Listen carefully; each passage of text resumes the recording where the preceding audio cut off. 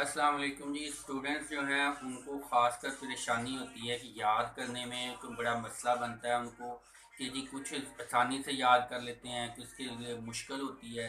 तो इसका एक तरीका, किसी के दिल में वहम आता है कि जी टैलेंट जो है वो मुझ में नहीं है। लेकिन टैलेंट जो है, हार्ड वर्क और स्मार्ट वर्क जो है वो टैलेंट का मुकाबला कर लेते हैं। उनको थोड़ा ज़्यादा जब जहन में ख्याल आए ना कि मुझ में टैलेंट की कमी है, जहानत की कमी है, तब मेहनत और ज़्यादा प्लानिंग शुरू कर दो, और मेहनत और प्लानिंग ज़्यादा कर दो, ताकि नेगेटिव सोच में ये सोच लेके जाने की बजाय आप जो है उसको मज़ीद अपनी एफर्ट के थ्रू जो है ना उसका मुकाबला करें। एक तो काम ये करना है ना आपने। दूसरा जो है, बाज़ का लोग कहते हैं जी ग्रुप्स में हम पढ़ेंगे तो फिर ज़्यादा पढ़ा जाएगा, लेकिन ग्रुप्स में क्या होता है, अगर एक दो बच्चे शरारती हो जाएं तो वो फ़ायदे की बजाय सारा ही वो पढ़ाई के अलावा सारा कुछ ही होता है वहाँ पे। तो ग्रुप्स में आपने अगर कोई माइंड हो तो सिर्फ वो बच्चा साथ में दोनों जो यानी पढ़ने वाले बच्चे हों तो वो ही एक दूसरे की हेल्प कर सकते हैं, अदरवाइज मुश्किल हो जाएगी। इसके अलावा आपने क्या करना है कि जो याद करने वाली चीज़, मिसाल है कि आपने कल किसी चीज़ का लेक्चर है, उसको एक दिन पहले रीड कर लें, रीडिंग हैबिट बनाएं। क्वेश्चन जहन में उठने चाहिए, क्योंकि कहते हैं कि जितने क्वेश्चन उठते हैं ना वो हाफ नॉलेज हो जाता है। अगले दिन प्रोफेसर है, टीचर है, वो आपको लेक्चर देता है, पढ़ाता है, तो आपके जहन में पहले क्वेश्चन हो कि मैंने ये चीज़ पूछनी है, ये चीज़ पूछनी है, ये चीज़ पूछनी है। उसके बाद आपने क्या करना है, ये तरीके में टिप्स बता रहा हूँ कि आपको अच्छी तरह पढ़ाई जो है ना करने में आसानी हो जाए, मुश्किल ना हो। बजाय इसके कि एक सवाल को एक ही आपने अटेम्प्ट में करना है, याद हो जाए तो बेहतर है, लेकिन उससे भी बेहतर है कि आप इस तरह से प्लानिंग कर लें थोड़ी सी। अब जब सर ने पढ़ा दिया, आपने उसको रिवाइज रखना है, जेन में उसको रिव्यू करते रहना है, सोचते रहना है कि ये पढ़ाया, क्योंकि माइंड काम करना शुरू कर देता है जब आप सोचते हैं ना, तो माइंड ऑटोमेटिक काम कर रहा होता है, बता रहा होता है, उसका हल सोल्यूशन वो ढूंढ रहा होता है। फिर आपने क्या करना है, जो सवाल आपका है उस पे उसमें आपने पॉइंट्स जो है वो ढूंढ लेने हैं, चंद पॉइंट्स। अगर आपने लफ्ज ब लफ्ज याद करने की गलती की तो फिर बहुत मुश्किल हो जाएगा। आपने एक तो रट्टा का सिस्टम बन जाता है, दूसरा मुश्किल बहुत ज़्यादा हो जाता है, तीसरा इंसान भूल जाए तो वो फिर वाजेन से निकल जाता है। आपने चंद पॉइंट्स नोट कर लेते हैं, कुछ लाइनें होती हैं, कोई डेफिनेशन वगैरह जिसको सेम टू सेम लिखना होता है, कुछ चीज़ें ऐसी होती हैं। और ये बाकी जो है उर्दू है, आईएएस है, पीएस है, इस तरह की इंग्लिश है, इस तरह से बहुत सारे मज़ामीन हैं जिसमें आप अपनी मर्ज़ी से, लेकिन रेलिवेंट चीज़ें, ये नहीं कि आप उसमें फजूल बोलना शुरू कर दें, रेलिवेंट, लेकिन पॉइंट्स के मुताबिक थोड़ा सा लफज आगे पीछे कोई थोड़ी बहुत हो जाए तो वो बात प्रॉब्लम क्रिएट नहीं होगी। उसमें भी ये ख्याल रखना होता है कि बाज़ टीचर जो होते हैं ना वो इंसिस्ट करते हैं कि सेम टू सेम, तो उसके लिहाज से आपने ज़्यादा, चलें यही है ना कि वो अपना उनका पॉइंट ऑफ व्यू है, उसके लिहाज से आपने मज़ीद बेहतर करना है, ताकि जो है ना वो भी सेटिस्फाई हो जाए और आपको मार्क्स जो है ना इतने फिर भी आ जाए कि उनके मेयार के भी ऊपर भी आप पूरे उतरें।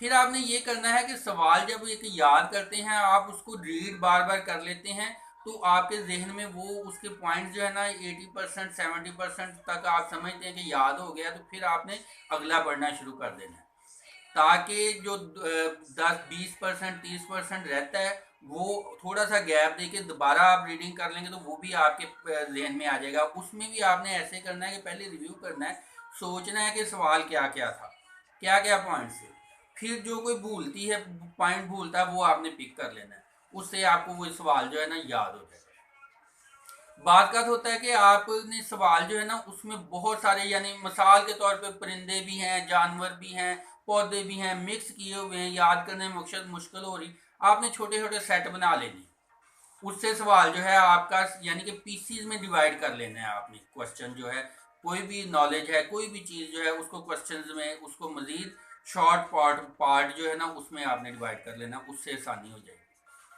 फिर आपने करना है कि सवाल जो है आपकी रिवीजन भी हो गई, रिव्यू भी कर लिया आपने।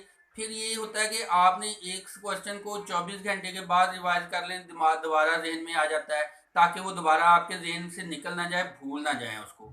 1 महीने बाद रिवाइज कर लिया, 3 महीने बाद रिवाइज कर लिया, यानी कि एक पहले जब याद करने में पहले मुश्किल होती है, फिर आपका ड्यूरेशन रिवाइज करने का ज़्यादा होता जाता है, फिर भी वो आपको जहन में ताज़ा रहता है। प्रैक्टिस बार बार करनी होती है, वो बेहतर होता है। बात चीज़ें याद करने में तजर्बे की बात है कि अगर आप खामोशी खामोशी से याद करते हैं ना, तो उससे ज़रा मुश्किल होती है। अगर आप थोड़ा बोल के पढ़ें तो फिर ज़्यादा अच्छी तरह याद हो जाता है। यानी कि उसमें क्या होता है, आपका माइंड भी इन्वॉल्व हो जाता है, ज़ुबान भी इन्वॉल्व हो जाती है, आपका फोकस जो है ऊपर बुक के ऊपर ज़्यादा हो जाता है। ये भी बात का तो तरीकाकार ठीक रहता है। बाद लोग क्या करते हैं कि बोल के रिकॉर्ड कर लेते हैं, फिर उसको सुनते रहते हैं। ये भी उनका तरीकाकार, वो इस तरीके से भी बेहतर कोशिश करते हैं कि याद हो जाए। कुछ लोग क्या करते होते हैं कि इसका ये तरीका होता है कि आपने जो याद किया है ना, उसको अपने तरीके से आप उसको लिख लें। जब लिखेंगे तो खुद खुद दिमाग में आता जाएगा, क्या भूला हूँ, क्या रहता है, यहाँ पे क्या था, वो फिर बाद में उसको खुद से मार्किंग दे दें, आपको पता चल जाएगा। या ये है कि आप वाक कर रहे हैं तो जहन में रिवाइज करते जाएं। उससे भी बेहतर है कि आप लिख लें। अब जो लिखना है उसके फिर दोबारा जहन में पॉइंट्स हों आपके कि ये वाली चीज़ है, इसको इस तरह से, ये जहन से मैंने छोड़ा था, ये मैंने भूला था। ये चीज़ें जो है ना, इस तरह से आप इसको मज़ीद जो है जितनी ज़्यादा प्रैक्टिस करेंगे उतना ज़्यादा आप सवाल को आपके माइंड में रह जाएगा। कुछ लफ्ज़ होते हैं कि उसमें काफ़ी सारे नाम हैं, हर नाम का पहला पहला लफ्ज़ जो है वो आप ज़हन में रख लें, उससे एक नया लफ्ज़ बना लें, वो एक तरतीब से उसके साथ मैच आप दूसरे लफ्ज़ जो है जोड़ सकते हैं। फिर एक ये भी तरीका कहा जाता है कि कुछ नाम है मुख्तलफ या मुख्तलफ स्टेप्स हैं, उनके मतलब एक जहन में स्टोरी सी चला लें आप, ताकि उसके मुताबिक आपको सवाल में आसानी हो जाए। इस तरह से आप बाकी आप अपने जहन के मुताबिक देख सकते हैं कि आपको क्या आसानी होती है। कुछ ग्रुप्स में जैसे कहा कि पढ़ने में सेटिस्फाई होते हैं, कुछ होते हैं कि उनको बिल्कुल खामोशी चाहिए होती है, कुछ वॉक करते वक्त भी पढ़ लेते हैं, रीडिंग कर लेते हैं। ये मुख्तलिफ तरीके होते हैं जो आपने मुख्तलिफ तरीक़ों से अप्लाई करते रहना है। ये ऐसे ही है जैसे आपने किसी शेर का शिकार करना है, किसी जानवर का शिकार करना है, तो उसके लिए मुख्तलिफ ट्रिक्स जो है अप्लाई करते रहें। बात का सवाल जो है याद करना मुश्किल हो जाता है, जहन में नहीं आ रहा होता, उसकी जगह पे आपका माइंड एग्री नहीं हो रहा होता। आप सब्जेक्ट चेंज कर लें, क्वेश्चन चेंज कर लें, तो कितना दूसरे सब्जेक्ट्स में कितना काम कर लेते हैं, उसको फिर बाद में आप रिवाइज कर सकते हैं। फिर आप क्या कर सकते हैं जी, अपनी एक जगह बोरियत हो रही है, माइंड जो है फोकस नहीं हो रहा, जगह चेंज कर सकते हैं। आप जो है अपना सब्जेक्ट चेंज कर सकते हैं। इस तरह से जहन के मुताबिक आप चलें तो आपको आसानी होती है। तजर्बा किया गया कि कुछ लोगों के ऊपर उन्होंने ऐसे किया कि उनको एक कुछ ग्रुप था बच्चों का, स्टूडेंट्स का, उनको एक उन्होंने ना बड़ी मज़ेदार सी उनको ना डिश दे दी। कुछ स्टूडेंट्स से उनको ना ऐसे बस बेमज़ा सी ना खाने पीने की चीज़ दी, उन्होंने खाना जो है ना अच्छा नहीं खाया। दूसरों ने बड़े रिलैक्स होकर खाया। फिर दोनों को एक मुश्तरका गेम, एक क्वेश्चन ऐसा दे दिए, क्वेश्चन दे दिए जो कि ना सॉल्व हो सके। अब उन्होंने तजर्बा किया कि जो स्टूडेंट्स थे ना जिनको खाना अच्छा नहीं मिला, उन्होंने जल्दी हिम्मत हार ली, उनके मार्क्स भी थोड़े आए। और जिनको खाना अच्छा मिला था उन्होंने बड़े फोकस से, खुश दिली से अच्छा जो क्वेश्चन, जो पेपर जो है हल किया। यानी इससे मुराद ये कि जब आप अपने जिस्म को, बॉडी को, उसकी जो जायज़ ज़रूरियात हैं वो पूरी करते हैं, तो फिर वो माइंड हो जाता है, फोकस ज़्यादा करता है। यानी नींद चाहिए होती है तो नींद पूरी देनी पड़ेगी आपको। ये नहीं कि आप सोते सोते जहन में होकर जी बस इतने घंटे काम करना है, अब चाहे नींद आ रही है, जो मर्जी हो रहा है, पढ़ते ही रहना है जी। ये नहीं ठीक। बात का ये होता है कि माइंड फोकस ही नहीं हो रहा। आप बुक सामने रखी है, फोकस करने की कोशिश भी कर रहे हैं, तो टाइम कितना ज़ाया हो जाता है। बेहतर है थोड़ा शॉर्ट ब्रेक दे दें, बात का लॉन्ग ब्रेक देनी पड़ती है।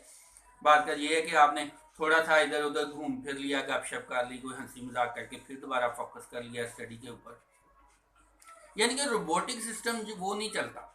अगर आप शुरू में ऐसा टारगेट दे दें कि जी मैंने इतने घंटे, इतने सवाल, इतना कुछ, वो माइंड ये समझता है कि मेरे ऊपर बहुत बर्डन आ गया।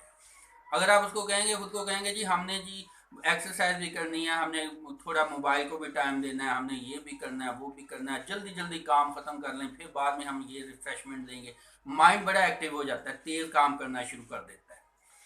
ये ऐसे ही है जैसे किसी बंदे को जो है एक कोई क्वेश्चन जो है, कोई काम जो बड़ा मुश्किल लग रहा हो, तो दूसरा बंदा जो है ना उसके लिए उसके ऊपर गन पॉइंट पे उसको कहे कि हाँ जी ये काम करना है, तो कितनी वो स्पीड से सारा उसका फोकस उसी काम की तरफ हो जाएगा।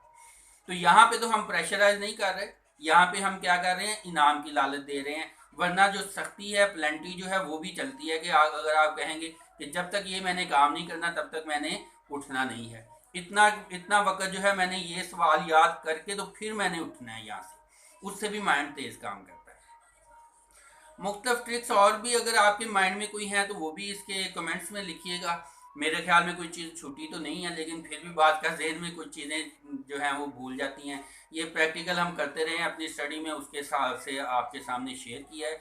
अगर कोई चीज़ आपके जहन में मज़ीद है तो उसको कमेंट्स में लिखिएगा, ताकि दूसरों को भी फ़ायदा मंद हो। इसको शेयर कीजिएगा, लाइक शेयर सब्सक्राइब करना ना भूला करें, और वीडियो को ज़्यादा से ज़्यादा शेयर किया करें। अल फतह school and college, hung road, Saifabad, Faisalabad से मोहम्मद अफजल बाजवा को इजाज़त दें। Thank you.